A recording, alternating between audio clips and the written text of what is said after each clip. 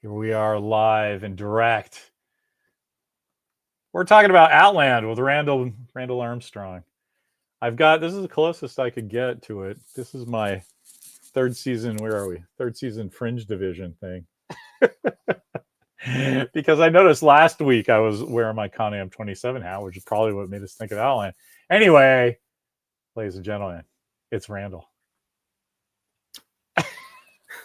This is where you go, hey, everybody. Hey, everybody. Yeah. Let's see. No comments yet, but there's some folks waiting for us. So anyway, so tell us about Outland, starring Sean Connery, Frances McDormand, James B. Sicking from Hill Street Blues. This is the kind of movie that I think of when you go, I've never seen this movie. It's like it's just because you were born like 20 years ago or whatever. Yeah. Oh, I wasn't even born when this movie came out. You weren't born in 1981? No. That's insane. Yeah. Anyway, so here to set the stage, kind of. This movie was 1981, right?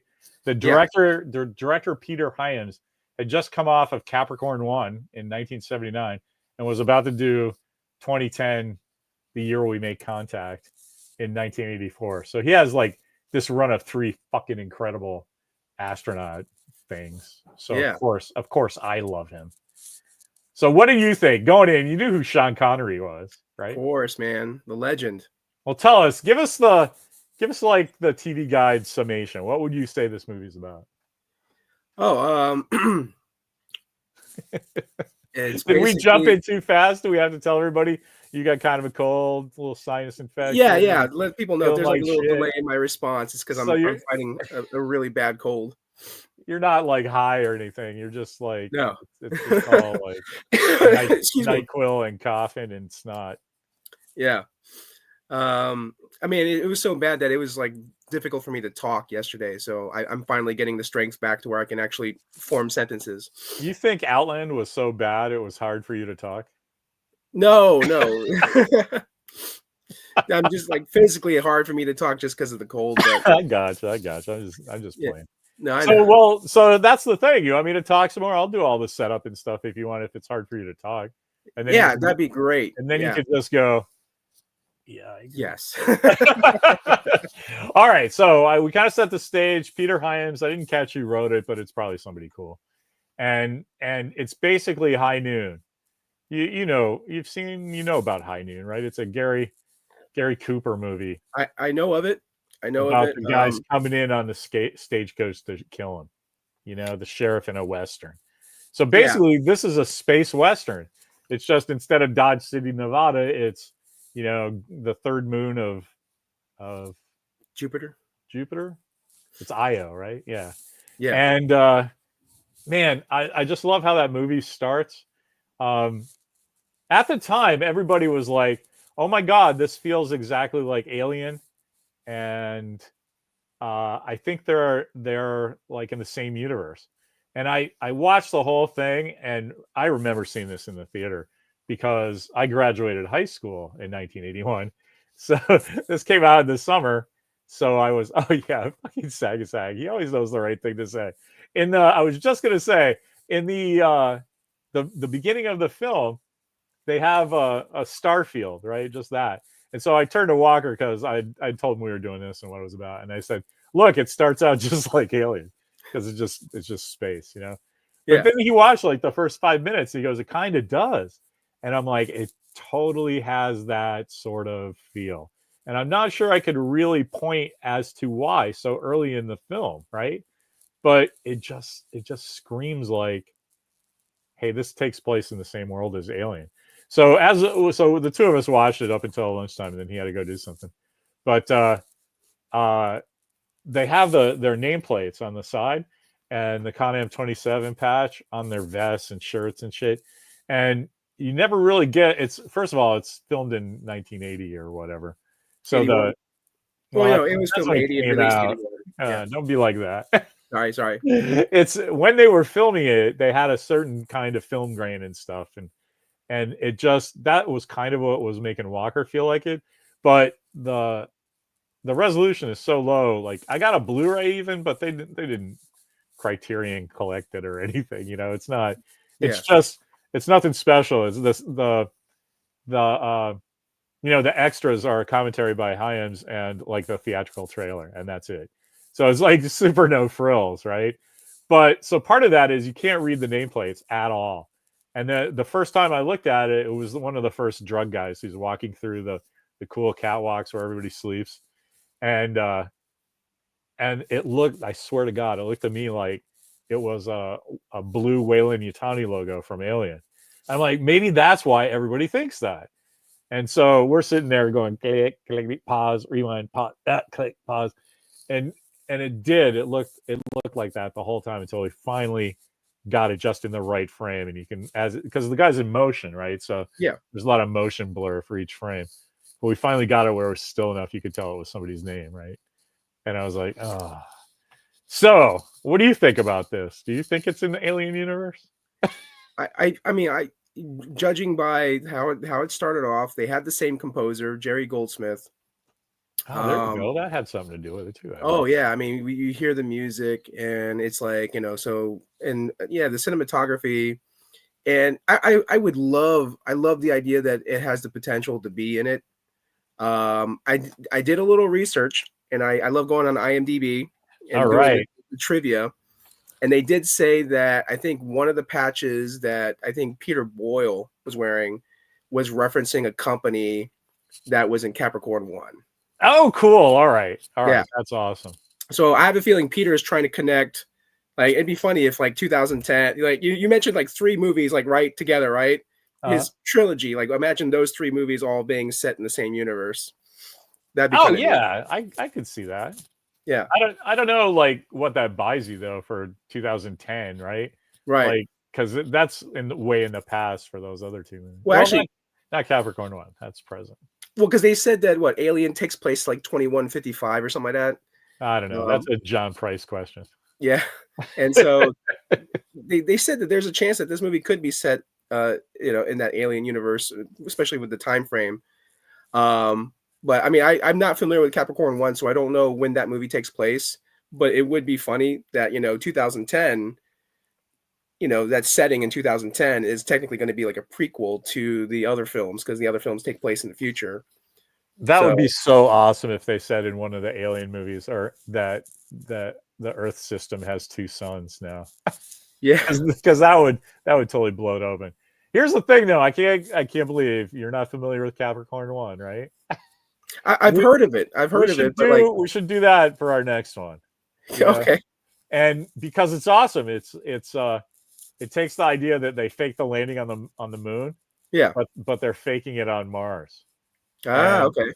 And when they return, when they shoot the rocket up empty because they know it's not going to work. And then so they make the astronauts pretend like they've landed on Mars. And when they come back to Earth, they're just going to pick them up and put them on the ship and everything. Nobody knows anything. And since they're all military guys, they're going to be under secret stuff, except bad news for literally everyone involved. The rocket capsule gets destroyed on re-entry. So if the astronauts were in it, they would all die. But now they have to kill the astronauts because it's going to blow the whole secret open, right? Yeah. And so it takes place pretty much in the present, right? It's for all intents and purposes, even though it was a movie in 1979. But check out this cast, man. Like, and so 1979, all these guys are in their late 30s and early 40s. The astronaut crew is James Brolin, not Josh Brolin, James Brolin. Yep. O.J. Simpson at the top of his football powers, and Sam Waterston, of all people, from all the various Law and Orders. Oh yeah. He's like the comic relief, like the straightest of straight guys. This movie is fucking great. Yeah. Terry Savalas is in it. Elliot Gould, Karen Black. The whole thing is just great, and it's a 19. Did you say Elliot Gould? Elliot Gould, from Friends. No, is he from? Yeah, I guess. Isn't he like Ross and Rachel's dad? Ross's dad, yeah. From Friends. What is the matter with you, man? He's Elliot Gould. I would expect from you like Ocean's 11, right? Yeah, Ocean's 11. From Friends of all things. Good Lord. I just But did a I anyway, did a rewatch of Friends recently, so that's why it's fresh. he's from fucking MASH, the Yep. movie MASH. Which I never saw that. Oh, dude, we have so many things to watch. Maybe we should do MASH next week. Well, we'll get people to vote. Yeah. Oh, this is cool. I got a great story for Sagasag about the Capricorn 1 theme. It's pretty, speaking of Jerry Goldsmith, right? It's very Jerry Goldsmith. So believe it or not, this is the main theme. Bum, bum, bum, bum, bum, bum, bum, bum. You know, you're like, what the fuck am I watching? It's just a thing of a rocket in the sunset. And it's like, it's very in your face. But here's the cool story. Chris, you might not know this, but Chris does. I talk about this a lot. Mimi's dad was an on-air TV anchor for Channel 4 in San Francisco back in the 70s and 80s. And nice. he did like the first international satellite feed from when they did a big King Tut thing in San Francisco at the museum. And he did a feed he went to Egypt and stood in front of the pyramids and like threw it back to some, local nutsack. But they used the Capricorn 1 theme as like this giant cool ass thing for King Tut. And so when I first started dating Mimi, it was like 92 or 93. So enough time it's 12 or 13 years later, right? But it's still a really big deal, right?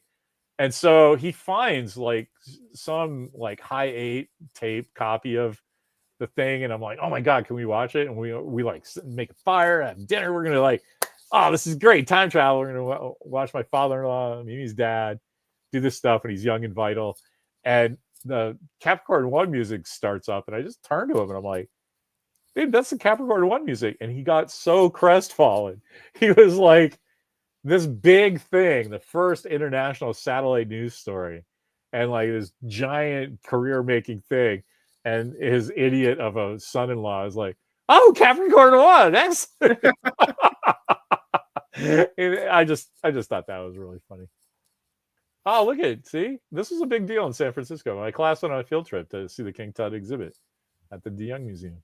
Nice. There's a big conflict in our family that he has like the original. They did a movie poster size thing and stuck it up all around town to like get people to go to the museum, and like this is a big fucking deal, right? Yeah. And so he has like this mint copy framed in his house, and Mimi and her brother like fight about it. They've been fighting about it ever since I've known them.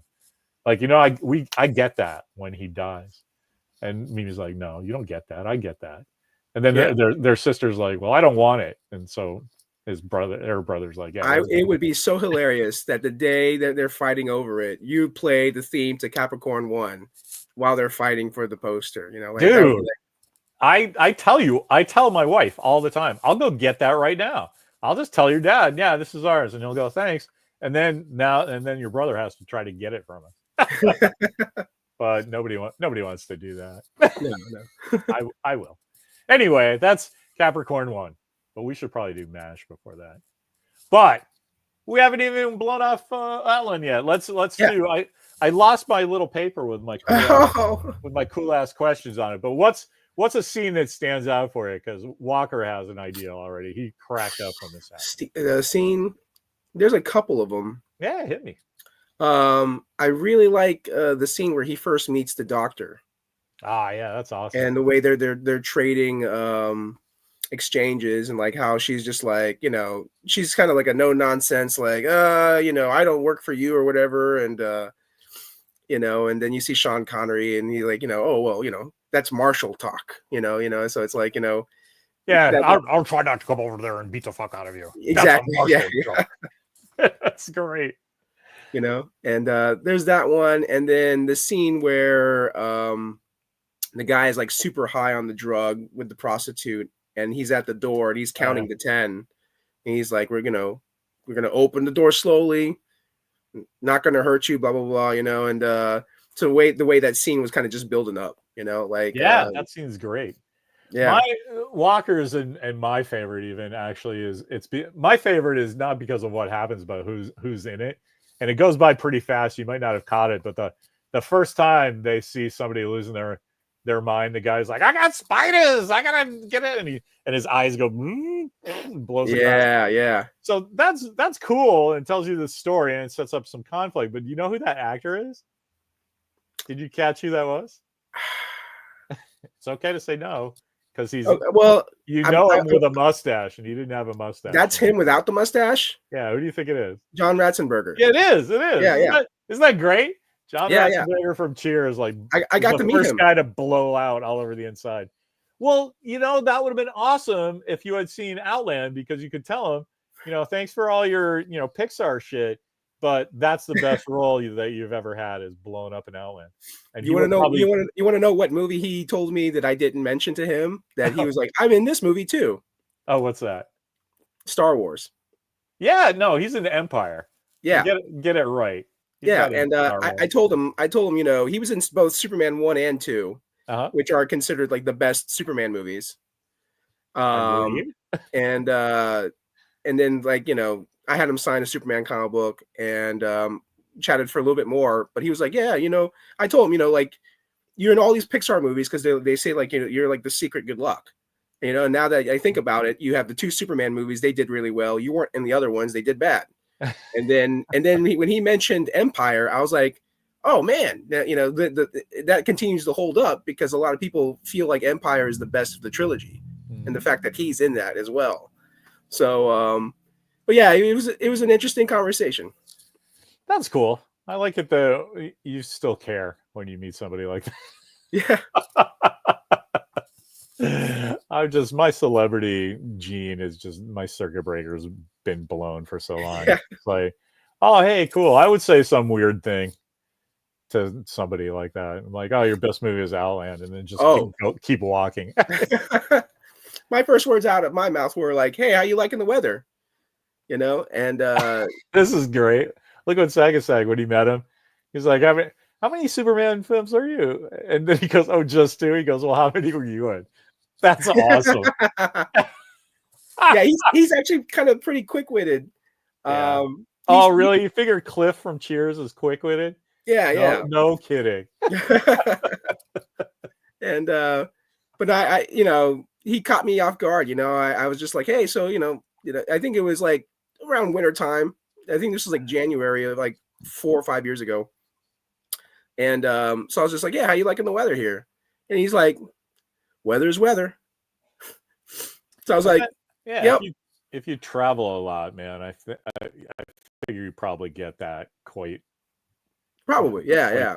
And then my buddy, we're both kind of heavy set guys. My buddy is like a little bit heavier than me. He had like these free donuts. He's like, hey, you want a donut? So, yeah, sure, I'll take a donut. And he looked right at my buddy and he's like, you don't get one. How about you, Slim? That's awesome. And my buddy did not like that at all. He's like, screw that guy. And I'm like, dude, he's just joking with you. Yeah, I mean, whatever. But back to the movie. You just don't like talking about movies, do you? Right? I'm just following your lead. Let me tell you what I'm eating.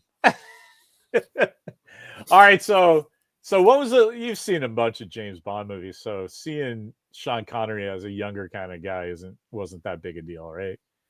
No, of course not. I mean, we were talking about how like it could be set in the Alien universe, and it got me thinking, like, man, Sean Connery in an Alien film would have been, I think, tremendous. It would have been huge. So cool to see, Well, that's pretty close, right? I mean, that's just minus the alien. I mean, yeah, but you're in the alien world because that's definitely. Wait, I think Carl Martin, the guy, my buddy Carl that's on my Facebook all the time, Carl J. Martin. He's the Marvel set designer. Like he designed the cockpit of the Milano for Guardians of the Galaxy. He does. Oh, sweet! No, I didn't know that. Yeah, his first job as a set designer was on Sequest DSV. So I love that show. He's been doing it for a while. Yeah. So anyway, when I said, I put this up on our link on Facebook, hey, come to watch us talk about Outland. And I said, hey, is it in the alien universe or not? He like fucking broke it down. He was like, yes, because of this, and it's in the Blade Runner universe, and that makes it in the Soldier universe because of the spinner that was in that Kurt Russell movie. And it's like, and then of course, if you're in the Alien universe, you get Predator.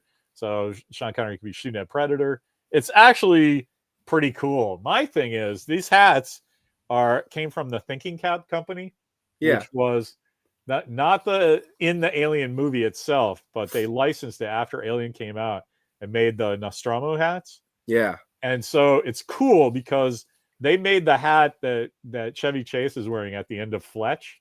Yeah. Have you ever seen Fletch? Yeah. At the end, he's wearing this Hawaiian shirt and a Nostromo hat. And like me and all my friends freak the fuck out, right? Because it's like, we all love Fletch and he's one of us, because we all had those hats that you get for $7.99 out of a coupon in the back of Starlog. Yeah. So, and it's so funny. It's so clear. You can screen match that's a Thinking Cap hat because they fold like this. Yeah. And like Chevy's does that too. And I like, so there's some pictures on my Facebook where I'm like, everybody says those aren't screen accurate hats, and they're 100% not just screen accurate, but screen used. And an Alien fan will fight with you about that. And you just sit there and smile. Oh, right. You were talking about Alien. I was talking about fucking Fletch. This hat was in Fletch, so screw you. So anyway, back in the day, it was a company called the Thinking Cap Company, and they were just an embroidery place on Sepulveda in LA. And when they started selling 1 million of those Nostromo hats, the guys who, I'll have to look and see just how connected these movies actually are, because they approached them and said, hey, you guys are doing great with that Alien hat. We need a bunch of different colored hats with this patch on it for all our background actors. And can you do that? And they're like, yeah, what do you think we're doing with Nostromo hats? We're just selling them at one at a time, $8 for nutsacks in rural Vermont, like Larry Young. Right. Yeah. And so the thinking that makes me think that alone makes it into Alien universe, because they say they have the same licensed hats. Yeah. Oh, so you're saying that Fletch is in the Alien universe also? Yes. He was like Weyland Yutani and Nostromo was a thing before, in the present day, before it became in 2151 or whatever John Price says. So let's pitch an idea for a new Fletch movie. And it's going to be along the lines Fletch versus Predator.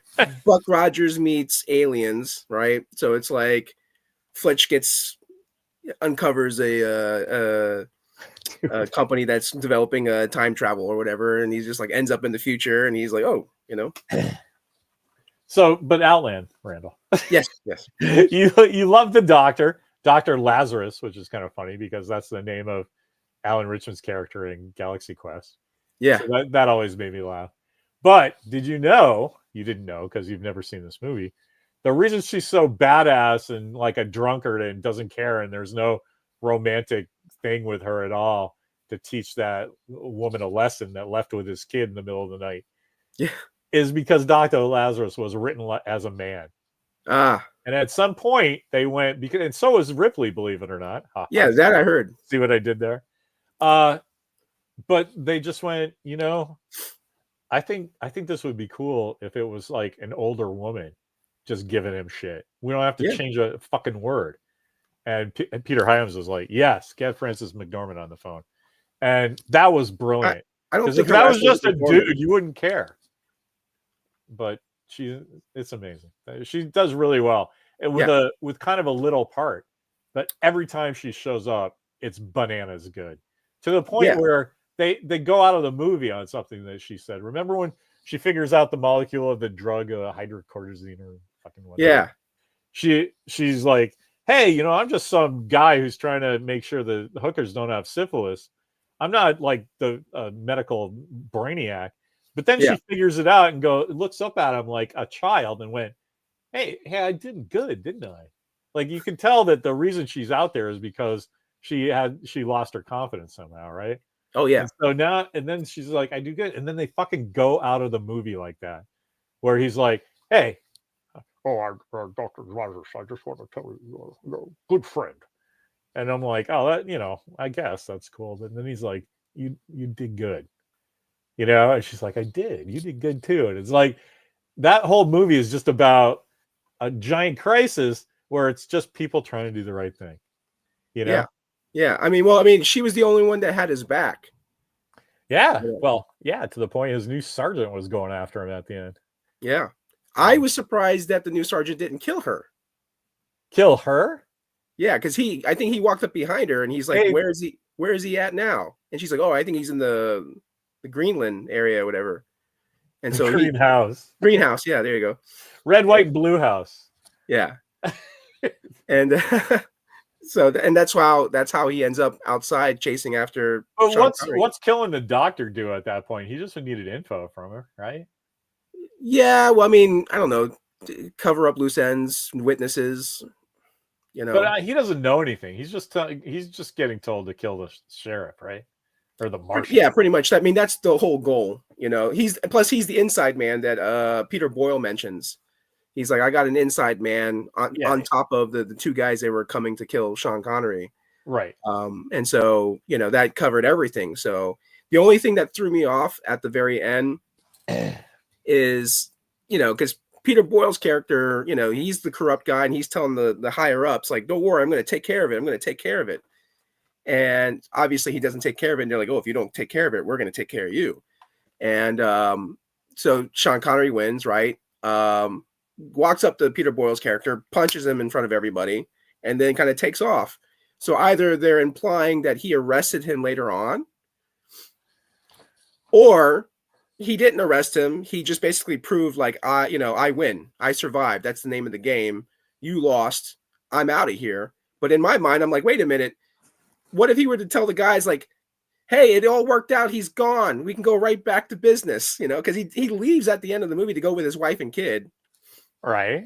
You know, after surviving that whole ordeal. So, I mean, you know, does Peter Boyles just still stay in charge? Like, there's no reference. You kids, how you watch movies nowadays, and you need every fucking thing explained. Like, you're supposed to talk about that in the parking lot as you leave, right? Yeah, yeah. Because the end of the movie is the end of the story you've been watching for 2 hours. Yeah. It's not a Peter Boyle story, so who gives a fuck what happens to him? What you want, and the cool thing is they tell you what happens to Sean Connery's character, but via text, and then they just end the movie. Yeah, he's like, you know, keep my ticket warm. I dealt all with my stuff here. I'll meet you back, and I'm looking forward to sleeping with you for a year. And that's because they go into hibernation, like an alien, right? There's just lots of little subtle things like that make me think it's an alien. But it doesn't matter what happens to him, because as far as the story is, it's over. He punched him in the face. It was great. Like, they didn't even, you know, the writer gets to that point and wants to write like some giant speech, and then just goes, shit, he just has to punch him. And then, so that's the only dialogue he gives to Sean Connery. He's like, oh, fuck. You know, and punch. I don't know. I love that. So it doesn't matter. He might still be in charge, but they're eventually gonna, the bosses, that might just have been a bravado threat, right? That the next one, we're coming to get you.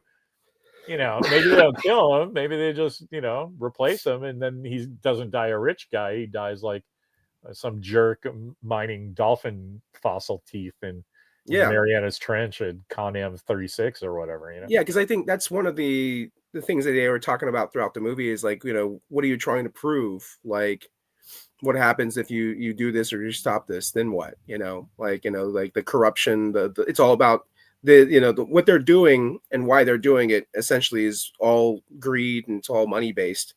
You know, and so. You know, you have Sean Connery, who's basically like, well, I'm going to do my job. You know, like I'm going to get this guy.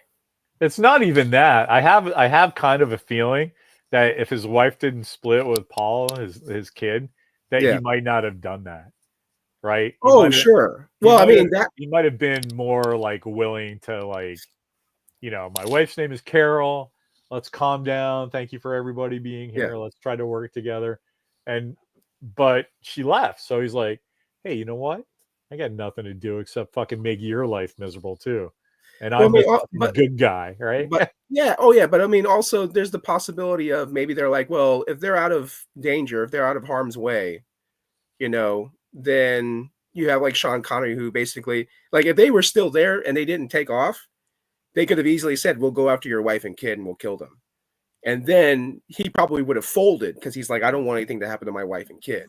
But with the wife and kid out of danger, now he has that like, no, I'm going to get you. I don't care. Yeah, I gotcha. But none of that's in the movie. Yeah. One of the cool things about the hats is that Walker noticed that in the background scenes, to keep track of the bad guys that you're supposed to be watching, you know, like that's the drug guy. They Yeah. did some subtle stuff with the costuming. Like everybody's wearing Con-Am 27 uniforms. Yeah. And the first guy's got a vest that has the 27 patch, but on the back it says 8. Yeah. Like he's from another mining thing and he just like really liked this vest. And none of the drug guys ever wear these caps. So it's because all the background extras are. Yeah. You know, it's easier to keep track of the guy you're supposed to be watching. Yeah. Even if just subconsciously you're like, oh yeah, I'll just watch that guy. He doesn't have a hat. So yeah, I don't know. I thought that was neat. Yeah, I mean, it's the little Walker's things good that for you stuff pick. like that. Yeah, it's the little things that you can pick up on film wise and see, like, you know, how they're making the film. All like the tips and tricks and stuff.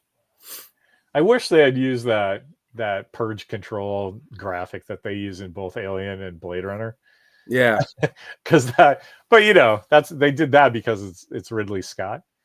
Oh yeah, and I don't know. So that makes sense that one of the patches is something from Capricorn 1. I don't know if that's true though. Like the only thing he wears is Con-Am 27, and he's got his department patch of being in the executive branch. Like, did you see the department patch for the cops? There was like 3 keys, like like security. I thought that was pretty cool. Yeah, yeah. Oh, and then he had that conversation when the guy was the new sergeant. He's like, "Where's your stripe or whatever?" Like, you know, he basically, because the other guy was killed, he got bumped up to be the new sergeant. Those were just the sergeant stripes, though. Like, oh, okay. And he's like, "You're the new sergeant," because he had 2 stripes, whatever that is. Yeah. Like, is that corporal? No, I think. Oh, I don't know. I don't know. But he was, yeah. But that makes sense, right? Because Montone was a company guy, so you'd make sense that there was still a guy there, even though they killed him. Wasn't that great? He was like, I don't want to have any trouble. I just looked the other way. And he does the right thing. He's like, you know, it's in the food, or what was it? Food shipment. Yeah, yeah, right? Yeah. Sag Fletch Romulus. That'd be pretty funny. Oh yeah, Fletch Romulus. You can totally do like a Fletch in space. It's just detective stuff. You just got to picture what kind of soundtrack it's going to have. Investigative reporting. Oh well, you just do something from the 80s, right? Have Shane Black. Just call up Shane Black and ask him what he listens to when he drives all around LA. Yeah, just put that in it. Maybe ask Kevin Smith. He's a big Fletch fan too. Oh yeah, I remember a while back he wanted to get gosh, what's the actor's name? He played My Name Is Earl. Yeah, that guy. He wanted him to play the new Fletch, and like Kevin Smith was, I think, going to write and direct one, and then it either funding fell through or he changed his mind. No. Do you want to know what happened? Sure. It was for Miramax, and Harvey Weinstein said, I forget that actor's name too. That's an abortion. I should remember his name. He was a famous skater. He was in Enemy of the State with Will Smith. I know I've watched every episode of My Name is Earl. I can't remember his name for some reason. Anyway, Harvey Weinstein said, oh, he's not a big enough actor. And Kevin Smith was like, it doesn't matter that he's not a big enough actor. Besides the fact that he's on TV already. He's not a no-name. He could totally carry it. He's perfect for the role, but you just don't think he's big enough? Okay, fuck you. And they split about that. And which is, the rumor is that's why Weinstein held on to Dogma for so long, because they had this falling out about Fletch. Wow. But that's not the worst of Weinstein's crimes. As you know, he also tanked Romeo and Michelle's high school union, Mira Sorvina's career. Yeah. That's almost worse than what he did to all the other people. Like, they prevented us from having fucking awesome movies starring Mira Sorvino. Like, the Replacement Killers remake that she was in was great. Yeah. Anyway, so would you recommend Outland to people? I would absolutely. Of course you would. It's fucking great. Yeah. Did the special effects, the 1981 level special effects, did they bother you? Because sometimes like mad shots and No, no, because I mean I've seen quite a few movies from the yeah. '80s, so like I feel like I think you know if it didn't match up, then I'm like, what are they trying to do here? Like this doesn't feel '80s at all. So I think they did a solid job. Oh yeah. Um, I think that I will say that if I were younger, I probably would have gotten bored with this movie. Um, only because for me, What? Why? What's because like boring about this when movie? I was younger, I was just like really just involved with either comedies, which were shorter films, right? Most comedies I think were like hour and a half. Or I liked action movies where there was a lot of action in it. And so there was there's a chase scene in the movie which was good. A lot of the action was actually tail end of the movie, so it's just like there's a lot of it's investigating. So when you're doing like the investigating, you're asking, you're bouncing back and forth, people conversing. It's just like there for some people it's going to be kind of You just slow for them. you're so mental. There's only 2 action scenes and they're all in the back of the movie. Is that what you No, I'm said? not in the back of the movie. Or I'd at say the that the end? chase scene is probably in the middle of the movie, and the Well, end is what like what where the chase most scene are you talking about? Because there's he's like he's 4 chasing chase scenes. 4 chasing. Oh, I mean, if you count Yeah, like man, come on. They're running all over that place. They were making crazy good use of no, one of their the drug set. dealers, he was like chasing him all through the corridors. That was like the longest chase scene. Um, But he chases after 2 drug dealers. So there's 2 right there. Like there's one almost in the first 20 minutes. There's the guy that he chases all around and he jumps and that's what they're taking you on a tour of their living quarters. yeah, yeah, yeah, That's what that scene means. And yeah. then there's all the stuff. Then there's that stuff at the end. But there's like he's blowing up like the pressurized tube between places and sucking people out, and like all the guys killing themselves in the most spectacular ways. You have to Oh yeah, count that as action, right? It's like, oh, it's just people talking around. Yeah, people talking around. Hey, did you see that guy blow his shit up? That's insane. That wasn't an accident. There's buttons to push. There's hatches to open. That's fucked up. Something's up. And so it sounds like people are talking, but they show you what they were talking about. yeah. I don't know. I just think people don't know how to watch movies anymore. They Well, like I think that everybody has their own. Like I said, people will watch something at a young age, and then when you get older and you rewatch it, you're like, oh, this is either worse than what I thought it was, or it's better than what I thought it was. It's only because of their mindset at that age. yeah, So I just so disagree with that. It's because it's what you're exposed to. Like, because me and all my friends, we didn't have like iPads and fucking drugs, right? We would just watch everything at all times and find something to enjoy in it. You yeah, know? So like I hate like the so Universal pre-internet. I hate the Universal monster movies, but I've seen them all like 50 Yeah, times because I lived in rural Vermont and you can't go outside without spacesuits for 6 months of the year. It's so fucking cold. So yeah. so you sit by the fireplace and like I guess we're watching Abbott and Costello versus Frankenstein tonight. Like I One of my favorites. I know. See, I hate that fucking shit. But I would go, oh, you know what? There's some cool stuff. That's pretty neat that they actually got, Boris Karloff to be Frankenstein. So I'll Yeah. I'll I'll respect that. And then you watch it and it's fine. I would never watch that again. Oh my god, Chris has obviously seen Outland. That Think it that's one of over. the action scenes when the guy's sticking it to the prostitute. He's like, just Oh yeah. think it over. What are we gonna do? Think it over. Where are you gonna go? He's like, yeah, okay. Well, Yeah. look, the only real action part in that scene was when he got blown, like, like that was it. That's the only action in that scene. You are a Philistine and do not deserve to enjoy any kind of pop culture in your life. That's just like, oh my god. That is like, what is that like? That's like eating birthday cake and just licking the frosting off the candle and going, yeah, okay, thanks, happy birthday to me. Like that's not the only action in that scene. You're insane. I literally just watched it. Anyway, this is actually super entertaining to me because at least I can tell you as a representative of whatever generation you are. Yeah. That you guys need to, you know, it's good. Movies are good. It is Oh, good to look, watch I movies. don't count like moving your hands around as action. I don't. I know action is something like. Well, wait, which scene are we talking about? You said the only thing was when he pulled the air out at the end. What are you talking about? What you said? There's the only action in this scene is when he pulls the air out in the end. What scene? No, not pull the air out. What?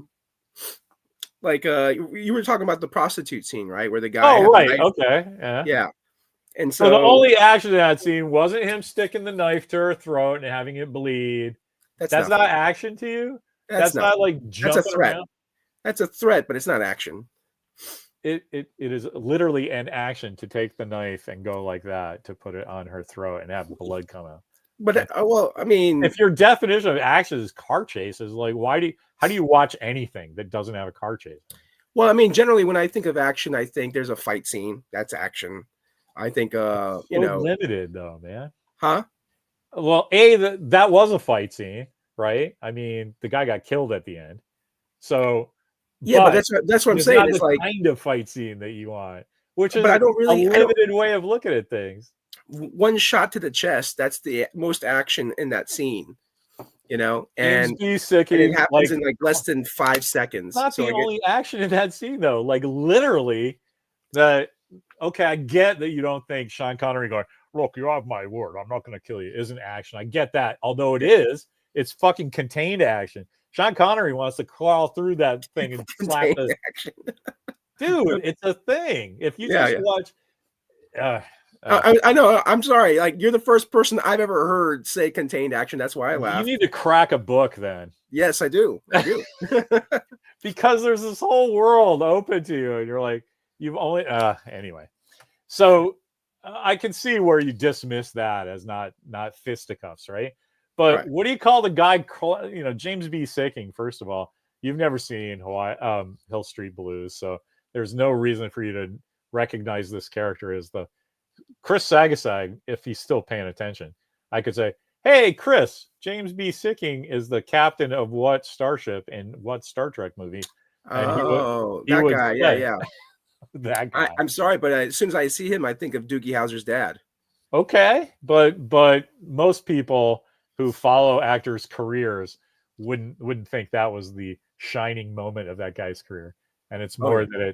more that it's Hill Street Blues. Now look, it's the Excelsior, right? That tin-plated martinet transwarp drive.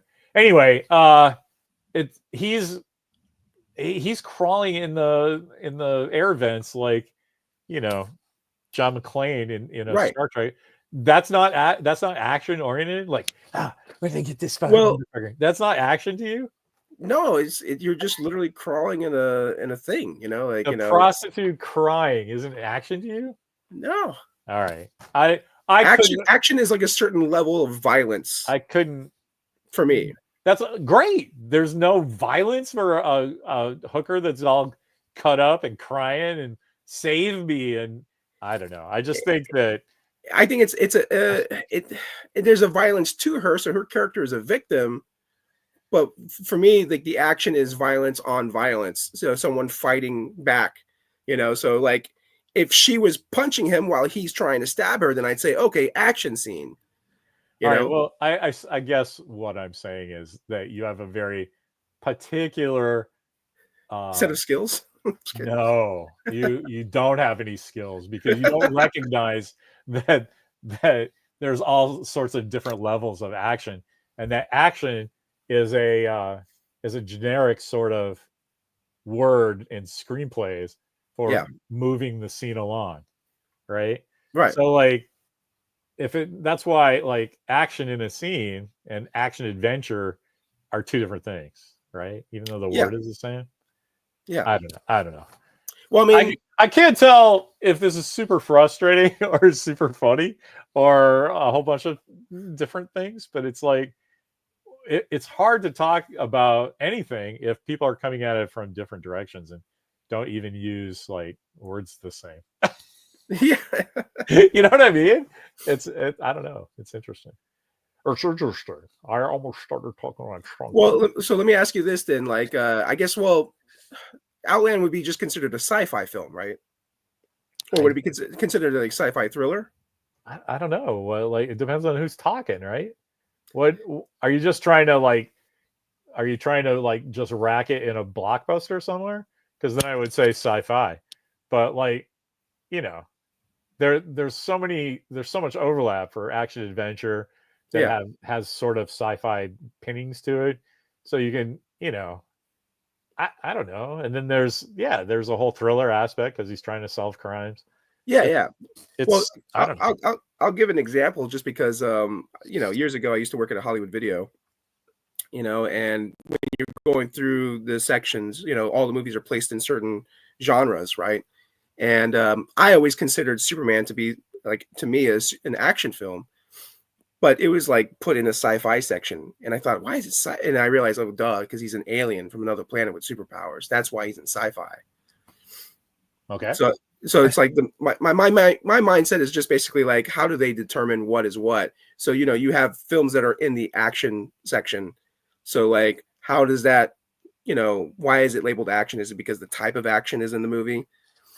Because like that's our argument right now, is our opinions on what action is.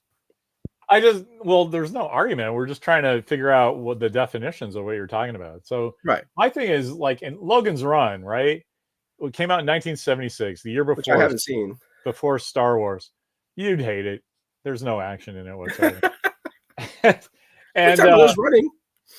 But there's a bit where something changed when I was a kid. You would tell your friends like, oh my God, there's like boobies all over this movie. Yeah. It's in the future. They have guns that shoot flames and blow people up from like 40 feet away. All this there's a robot in it that has a freeze gun.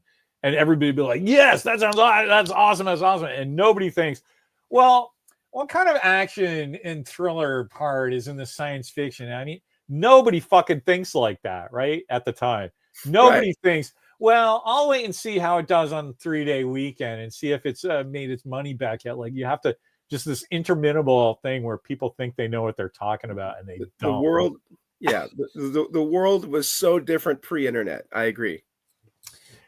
But people don't even know that it's different now too, because people don't know how to talk to each other. For example, Walker and I went to a comic store in the city called Amazing Fantasy at 9th and Irving. It's a really cool shop. Frank runs it. He's cool as shit. I love that guy. And so we go in there, and there's this one. You will know this for what happened by what I explained what was going on. We walk in, and there's a big guy that won't leave the counter who's telling Frank all about Captain America, and he's like, "I haven't seen it yet. Please don't spoil it for me. Yeah, I'm really interested if it's good or not." And the guy's just reenacting it. And so we come in, and he's like, "Oh, hey guys," and you see in his face, "Thank God you guys are here. We can talk about something else." And Walker goes, here's the other kid, and wants to throw in kid. He's like probably this is a guy in his early 30s.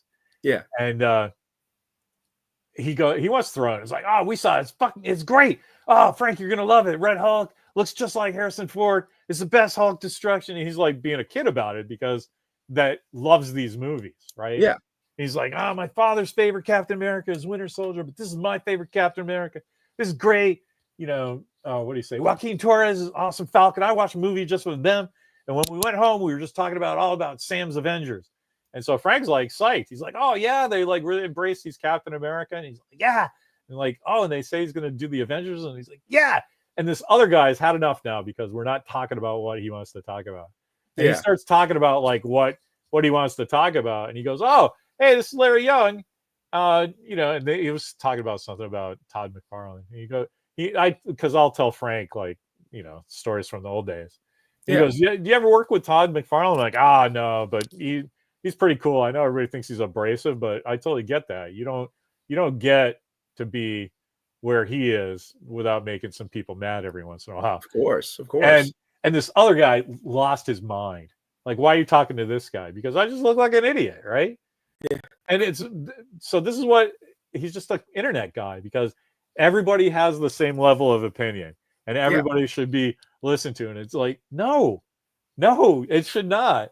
Like, you don't know what you're talking about Captain America, random dude. And I don't expect you to know who I am. Right. I'm just a guy, but you can't just assume that I have the same level of knowledge as you or less. Correct. Right? Which is how he was talking. So my kid just laughed and I just went and looked at the books. I'm like, cool, man. You don't want to hear any stories about like how it really worked. Right. So that's kind of I'm kind of dumping on you about that. I think I'm like, why am I shitting on poor little Randall? And I'm like, I think that's what it is. It's like because I expect everyone to have the same level of knowledge as me or more. Right. Yeah. And the internet made everybody think it's the opposite. Right. Or maybe I was just being nice and I didn't know. But anyway, I looked at one thing. John Mallow did the costumes and stuff for Outland, which is also an alien guy. So that's why stuff kind of looks similar. Yeah. But surfing around to get cool anecdotes to talk about today. One of the cool things I noticed that in Aliens, my favorite one. Is that your favorite one? James Cameron. You will know exactly what I'm talking about then. You know the scene in the beginning when they find Newton, Hicks, and Ripley, and it's all the salvage guys, and they have sort of like yellow weird suits, but it's shot really dark and tight, so you don't really get a good look at everything, but it looks they look like, you know, anyway. That suit, they have the Outland backpacks. Yeah. And their shins have the Colonial Warrior armor just painted yellow. Yeah. The rest of the suits are yellow and belts and stuff. So it seems to me that if they have the air backpacks, that has to be in the same universe, right? Right. Now, obviously, we all know that that's just, oh, great. We don't have to make that, just steal that and throw it on our backs. But actually, since you mentioned aliens, I read, again, this might not be true because anybody can write anything on the internet, but someone pointed out on IMDb that Alien essentially was partially inspiration for Outland, but then they did something in Outland which was partially inspirational to Aliens. Oh, cool. So I think, you know, it's a possibility that, you know, maybe James Cameron, he watched Outland and was just like, I like this, I like that. And then probably sure that. I mean, look at what was going on then, right? Because Alien, I just talked about Peter Hyams movies, but everybody was doing those movies at that time, right? Oh yeah. So I have no doubt that he saw something in Outland and went, "Oh yeah, put that in our movie." Yeah, John Connery, he's awesome. Anyway, I think maybe in an alternate universe that Sean Connery is actually in a movie fighting an alien and has a one-liner like, "Get off my ship," and blasting an alien out the space dock. Whatever. I love Sean Connery and I love the alien movies. I don't see him in an alien movie. Just because, you know why? Because of Ian Holm. Like, that's the kind of British guy. Like, Sean Connery's a scrapper, even like as an old guy. And like Alien, it just isn't kind of a scrapping universe, is it? It's more like, what the fuck is that? Bang, bang, bang. Yeah, but they're soldiers. Right. I don't know. Maybe, yeah, I mean, maybe he would be a good I don't know. The way it's set up, it would be hard. You wouldn't send like a good general to take care of those guys, and he would die instantly or flee. You know, he would have, if they killed him in an Alien movie, he would have an epic death scene. Just because he's Sean Connery? Of course. I don't know. Oh, this alien's got passion for Anyway, I was talking with Walker about something. I did my stupid Sean Connery impersonation, and then I can't. I'll have to ask him about it. There was one bit where I was like, yeah, I went in this whole thing of the mechanism of doing voices, and it's like, if you have a good Sean Connery, you can get a good one of this guy. His voice is just higher. I can't remember who I was thinking about, I don't know. Yeah, I can't Maybe. remember. I mean, I know Frank Caliendo will like do those impersonations, Uh-huh. and he talks about how, oh, you do this voice, and then you change it, and now you sound like John C. Riley or something like that. Yeah, yeah. I love listening to those guys because I haven't had any training, but I just do that all day long because Yeah. I moved all around the country, and so I would get accents and then have to lose them because now I live in Vermont and nobody says "see man" because I've moved up from Texas to Vermont. It's then Right. so I have like the most mid-Atlantic accent now, but every once in a while a lot of stuff I drop all my G's from words that end in ing because that's like a southern thing. That's like a southern thing. Yeah. Said Well, when you that's like get your feet wet on the sea, man. a buddy of mine one time said that based on how I talked, he's like, you sound like somebody like, like in With the the north. cold. But yeah, no, I mean without the cold. And I told him, well, my dad's from Pennsylvania. Uh-huh. So, so they're like, oh, well, that's where you get it from. You get it from your dad. Oh, that's Yeah, like interesting. Yeah. But that's what I was telling Walker about that for that's what goes on with your vocal cords. So when he was little, I did a Yoda voice and he was like, "Oh my God, you have to teach me how to do that." yeah. And I'm like, "Well, let's watch Grover on Sesame Street." And he's like, "What are you talking about?" I'm like, "It's the same guy and he's doing the same voice for Yoda with just like some blurby. So you have to learn Grover first." For Yoda. and Yeah. and so he's like 4 watching Sesame Street like there was going to be a test, like, okay, I'm walking down the street now and I'm getting cookies for my friend Oscar. And I'm like, yeah, now just put all the verbs at the end and then kind of smoke it up a little and pretend like That's you're having whiskey and cigars, and then that's Yoda. And he's like, oh, the voice you feel, it's like, okay, right on. Anyway, I would love to listen to a real voiceover guy that has training and does stuff because I love Oh yeah. I I love follow a couple of those that. guys on like YouTube. Or not YouTube, TikTok. TikTok. Yeah. So okay, that's cool. But do they say stuff like that? Break it down Yeah, I how mean they work. a couple of them are voice actors. And so like they'll go on live and people will ask them all kinds of questions. And so they'll say, "Oh, well, this is how I do this," or That's I cool. learn. Yeah. So yeah, every Are now you and then. interested in it because of the cartoon work or because you like voiceovers? Oh, I mean, I mean, part of me would love to get into acting, and then I think even voice acting would be awesome. Also, I do love a lot of animation. How old are you, man? Tell us all how old are you? I'm 41. You got to take acting class. If you want to get into acting, you have to be in an acting class right now. Yeah, it's There tough. has to, there has to be stuff going on over in Tampa, right? Of course there's. Oh yeah, yeah. Well, did you see Werewolf by Night? Yeah, of course. Yeah, yeah. I love So that. one of the, I guess, bounty hunters or monster hunters. She was like a very tall, slender-looking woman. Okay. Didn't really have any lines.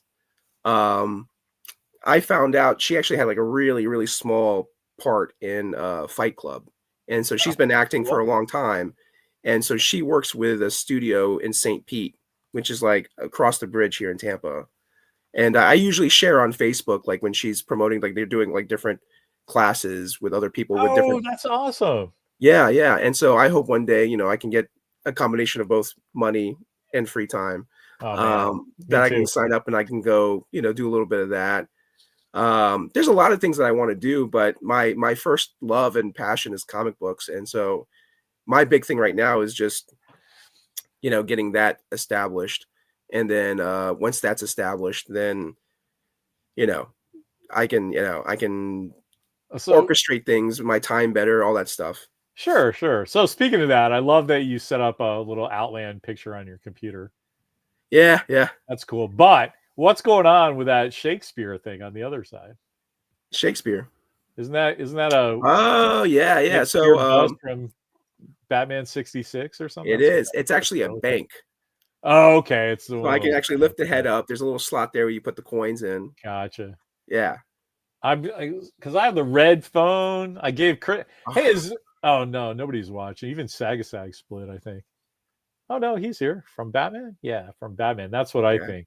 But Chuck Gilbert comes in all the time. He loves Batman 66, and back before you could legally get the DVDs, man, good old Chris hooked me up. He had minty scans from broadcast 16 millimeters, which is Wow. what they would send to the different local affiliates Yeah. for broadcast. Yeah. And so they all have the like place commercial here in the middle of it. Uh, Nice. and so he had every episode of Batman 66, every episode of Green Hornet, and all the Legends of the Superheroes. You know about those things? They Yeah. did Yeah. We're these TV specials with, live action. Yeah. Yeah. yeah, they were sort of like game shows, but they had all these guys. It was great. Yeah. Anyway, he had all those, and he's like, "Hey, I understand that you love Batman 66, and that all of DC licensing hates you because before they figured out the thing, every year at San Diego, I'm like, did you figure out licensing yet? I have to have a red phone with that cake thing, to call the commissioner." And like the first year, they were like, "Yeah, that'd be great." And the second year is like, "I don't know if that's going to happen." The third year is like, "That's never going to happen. We can't figure out the rights with 20th Century Fox. Stop asking me." And I was like, okay. And so when the sets came out, Walker's like, "We should probably buy that." And I'm like, I guess, but Chuck gave us all to him. But the reason I bring all that up because he's such a crazy Batman fan, but me too, from 66. Yeah. So I have stuff like this just lying around, shark Yes, the shark repellent spray. and Awesome. because the only thing I want is the Batmobile, and there's no reason to get stuff in between. But every once in a while, somebody will throw me something. So I ended up with that in some movie because I collect movie props. Yeah. I did some trade with somebody. I got like a really sweet vacuum foreign cowl, Adam West cowl, and the silk, and it was just fucking perfect. Nice. And so I gave it to Chris for flowing me all those DVDs. Ah, that's I awesome. mean, not Chris, Chuck. I was just reading Sag's name. Chuck Yeah. Gilbert. So I gave it to him, and then I think, well, I'll keep this bat repellent. Somebody gave me a red phone, and I gotta have that Alfred. Oh, the bust, yeah. But not the bank. There's a guy who makes like he did a real sculpt, and he's got the switch in there, and This has a switch. You can hook it up. It's a plastic bank that has a switch you can hook to things. You can't hook to things, but I mean, like it's like a knob. You can turn the knob. I got a knob of my own. You know what I'm saying? It's just that my big dream is to hook it up to our electric garage door opener. Oh yeah. So like when I leave my office, I go, "Yeah, thanks," and then the garage door goes up, and I leave. That would be cool, dude. That sounds awesome. So that's what I thought that was. I'm like, man, if you got that real one, that Things from Another World, they sold it like back in the day. Yeah. If that's that one from Things in the South of the World, man, I'm gonna get Eddie Murphy to come over and hit you in the face, steal your thing, but it's just the plastic. Speaking of Batman, the Adam West one, I don't. Have you been reading any of the newer comics? No. I love Redcoat. Do you know that one? It's yeah. This immortal guy. Yeah, Walker. Every once in a while, Walker will go. He tells me what he gets every week, and I go, yeah, that's cool. I have a Redcoat shirt. I like to step. Do you? That's good. Yeah. But so, like, I read Edward Russo did a Sergeant Rock zombie thing, and I hate zombies, but I love his art. Yeah. And so I love that. Who wrote that one, right? Yeah, the fucking who cares guy. What's his name? Bubba Hotep. Whatever his name is. Everybody loves him. I don't know. What's his name? The guy from Ash and the Evil Dead, right? Right. What's his name? Oh my god, I'm blanking on it right now. You can't go, you know who wrote that, right? And then not tell me his name. Anyway, yeah. Bruce, come on. The Pizza Papa. Hey, Walker. Who wrote? Oh, Bruce Campbell. Bruce Campbell. Never mind. As soon as you said Bruce, I was like, oh yeah. He just yells back. Oh, you're welcome. Yeah, so I read stuff like that when he tells me about stuff. I really like I can never remember it though, because I read it at the time and I go, yeah, that's cool. I get why you like it. And then it leaves my brain. But there was one that I think Tom Taylor wrote it. Tom's a buddy of mine, and so I stay up on what my friends do. Yeah. But it was this medieval Batman thing where Dark Knights of Steel. Dark Knights of Steel. Yeah, I love that, and he's got the second volume up for me. I haven't read that yet, but yeah, that first one. Yeah, thanks, Chris. Bruce Campbell. Yep. But yeah, so I really like Astronaut Down, but like I'll read like one or two things a year. You know what I mean? Yeah. So Astronaut Down's great. So I don't. What I'm saying is, I don't stay up. Like if you go, hey, did you read the latest? Whatever. The answer is always no. I only asked that because like Chip Zdarsky's currently writing Batman, and one of his, I think it was like second storyline, maybe third. Batman's kind of chasing this like alternate universe Joker, minus he never turned into the Joker. He just goes by Red Mask or something like that. And he's like riding this giant like floating Joker shark, right? And this so is an Outland? Yeah. But the shark's coming at Batman. Batman had crossed over and met all the different types of Batman. And he says, I finally met a Batman that was more prepared than me. And he pulled out the shark repellent spray and he sprayed like the giant Joker shark that was like flying towards him. Oh, nice. So I just thought that was a great nod to like, oh, that's great. The Adam West Batman, like we're watching actual real life. Well, not real life, but like, main DC universe Batman using a shark repellent spray. Adam West Batman is the only decent Batman. and then I love Ben Affleck because he's the other end of it, right?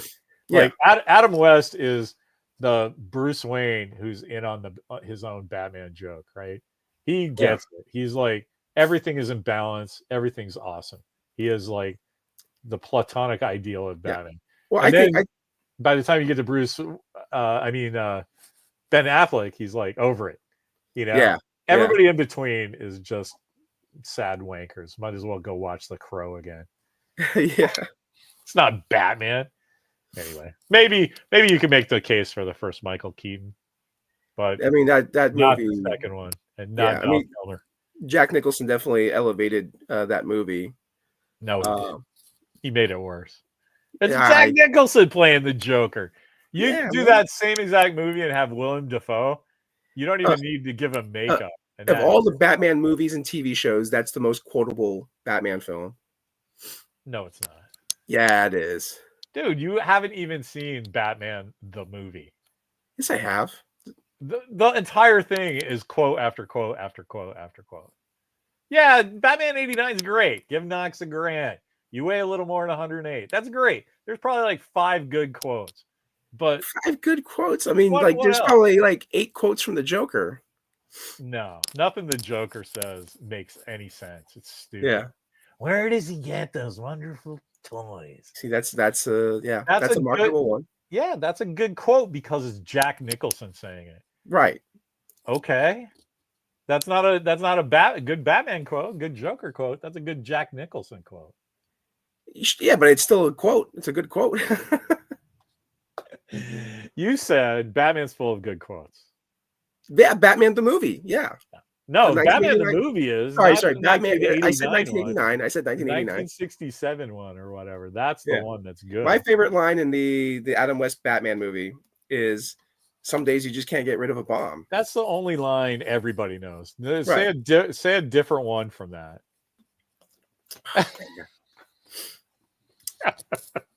Okay. Neither can I. Yeah. You win that one.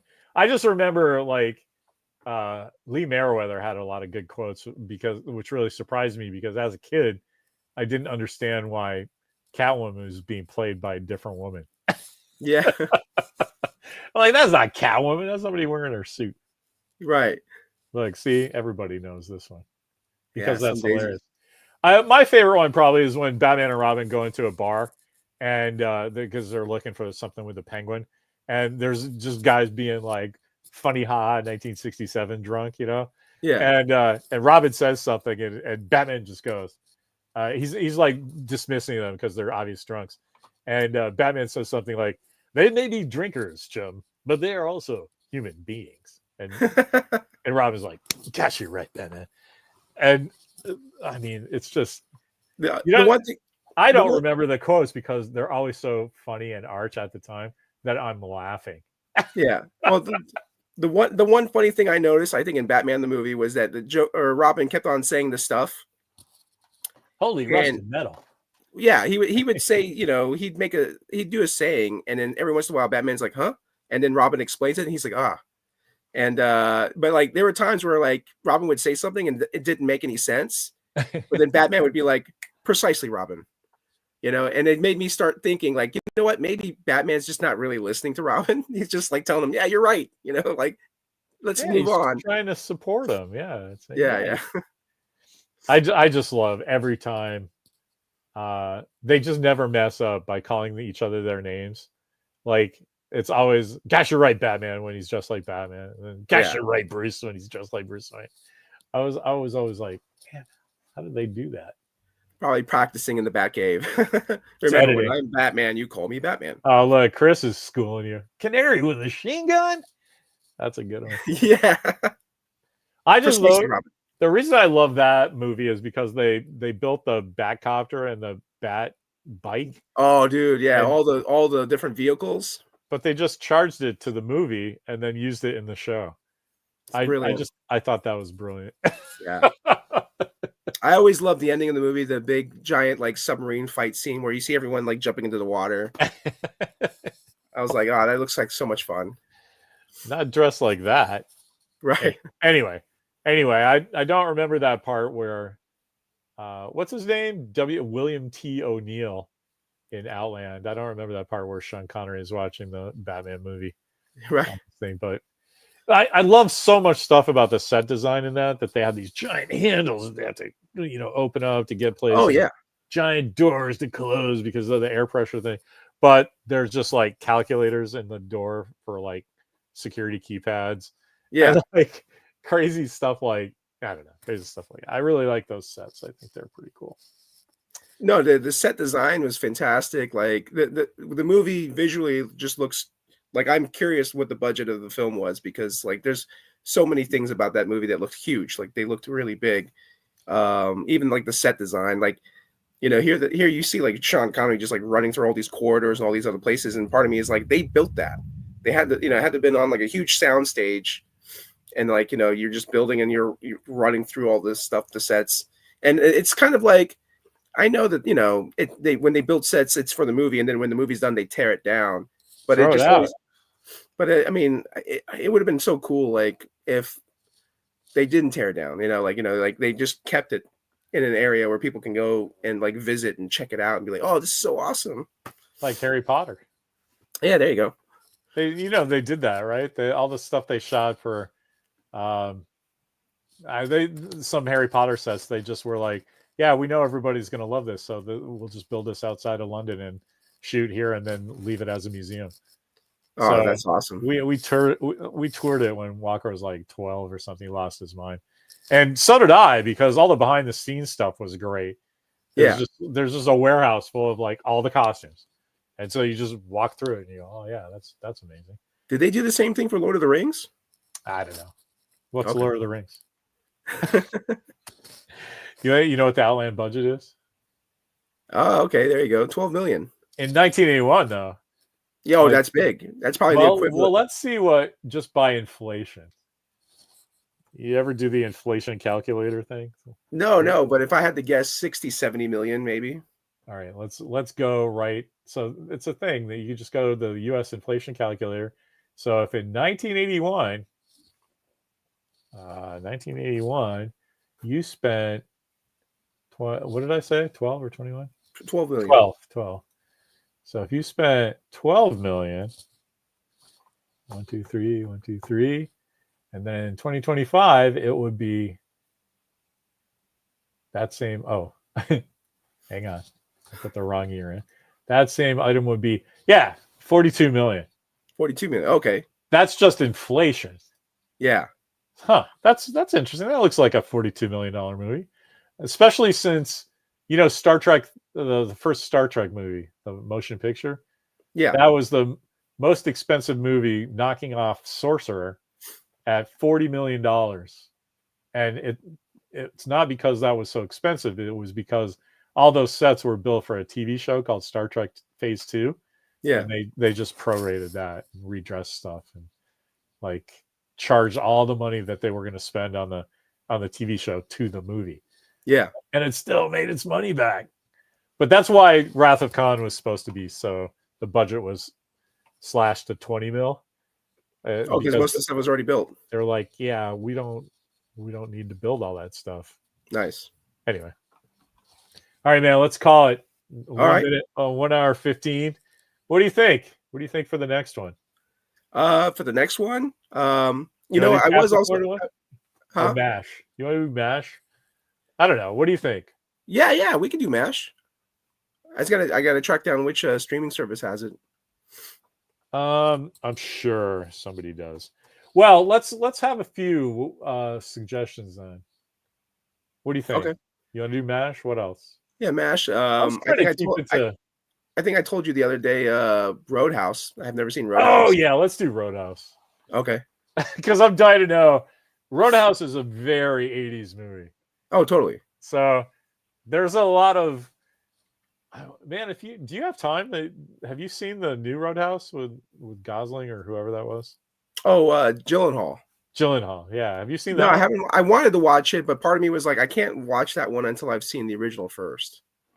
All right. Well, there's going to be a lot. I will tell you right now. If we started talking about that movie, I would talk about both of them. Yeah. Because they took a lot of stuff from out of the 80s and still made it pertinent to now. Yeah. In a really cool way. So Okay. I actually like that Roadhouse. A lot of people, what's his name, McGregor, that wrestler guy or whoever, Yeah. is one of the bad guys. MMA fighter. Everybody had something to say about that, and I'm like, man, if you saw the first Roadhouse, you'd be like, I get what they were doing. They were just bringing it into the present, you know. Well, it's funny. I could have sworn, because I was kind of excited to see the new Roadhouse movie, and I could have sworn there were a couple times you commented, and you're like, nothing's gonna. Why are they even making this? It's not gonna top the original or something like that, you know? Oh yeah, before I totally thought that. Yeah. And then I saw it, and I still don't think that they topped the original. But that's because I was in my early 20s when that first movie was out, and that was fucking great. Yeah. So if I was in my early 20s now, I would think the modern Roadhouse is fucking great, right? Yeah. Because it twings all the same things, just in wildly different ways. So, yeah, there's a lot of things you can get away with a movie from 1984 that you can't get away with now. I was actually very happy when I heard that you watched it and that you liked it, because I was just under the impression like, oh, you're not going to like this movie. You're not going to like it. And then when I heard you liked it, I was like, sweet. That means it's got to be good. It's just a good movie. Like if it doesn't, you don't need to have seen the first one, right? You will enjoy that movie. Oh yeah. But it's cool. So that's why I liked it, because I always like take movies and TV shows in their own context, on their own terms, right? Yeah. So because who cares what I think? If you do that for the audience, nobody's going to like anything, right? Right. Yeah. So if you're just like, anyway, we should do Roadhouse. I'm going to watch both. If you can watch both, that'll be cool. I'll see if because here's the funny thing. This is how committed I am. I could have gone to Amazon Prime. I could have paid $15, but my head was like, wait, you're paying $15 just to rent this movie. And then Fandango at home, which used to be Vudu, they were selling it for $10 digital. So I was like, oh, I'll save $5 and I'll have the movie in my digital library that I can watch anytime again down the road when I want to rewatch it. Okay, that's cool. So I didn't catch though. Did you get it from Amazon Prime? Do you have Amazon Prime, or do you? No, I don't have Amazon Prime. Okay. Well, the first Roadhouse is on Max. Do you have HBO? Yeah. Okay, so you can watch the first one on Max, and then I think the second one is just Amazon Prime, though, right? Yeah, because I think MGM made the movie, and it was supposed to be released in theaters, but then like Amazon's like, no, we're just going to release it streaming, which that apparently pissed off the director. But yeah, I mean, Amazon owns that movie, so. But I think it might be available on Vudu to purchase, so I'll check that out. Yeah, okay, that's cool. Yeah, let's do Roadhouse. That makes sense. Cool. Sweet. All right, man. Thanks for listening to me. I know sometimes I get a little like excited. I don't No, mean to crap on you, but no, it's fun talking. all Look, right, if you're interacting in the spirit in which I mean it, we're cool. yeah. That's You awesome. know, like I like your excitement for the stuff. You know, like I'm a very I think it's enthusiastic person. yeah, dude. Those are the best. When I'm working at a comic book store and I'm having conversations with the customers, when they get excited, then it's like we're having now a fun, exciting conversation, and then obviously the topics are going to like go off topic and switch because we're talking about something that's related to it, and now we're focusing and shifting on that, and then try to like go full circle back to the original conversation. Yeah. Comics, movies, pop culture. We've got it covered. Yeah. All right, man. Feel better. And everybody, we're going to be doing Roadhouse. My buddy Chris Strang, who's a Massachusetts super lawyer, which sounds like a joke, but that is a real thing. Okay. All the lawyers in Massachusetts vote on who the coolest lawyers are. And Chris Strang, Christopher J. Strang, is he's a construction lawyer and like really. Do you know the Big Dig in Boston? They like put a giant tunnel underneath trying to clean up traffic, and there was lots of scams and lots of money going into mobsters' hands and stuff. And Chris Not familiar with it. personally figured it all out like he was Sean Connery. But the reason I bring that up is he fucking loves Roadhouse. Yeah. So he probably won't listen to us talk for an hour about it, but he will be happy that we are addressing it. Did you ever hear the story with Bill Murray? Yes, I've heard every single Bill story that has ever happened involving Roadhouse. What are you talking about? Oh yeah, what they do to Scott Rubin, I think, is the guy, right? It's he's Kelly like Lynch's husband. married to the love interest Kelly Patrick Lynch. Swayze. It's not just Bill Murray though; it's all his brothers do it too. Which okay, yeah, that's hilarious, man. Prank calling. Save that for the show. We'll talk. Save about it for the show. Got it. All right. Thanks, Randall. Thanks everybody. Thanks, Chris Sagasag. My catchphrase. What took me so long? What took you so long? That's awesome. All right. See you next week. All right. And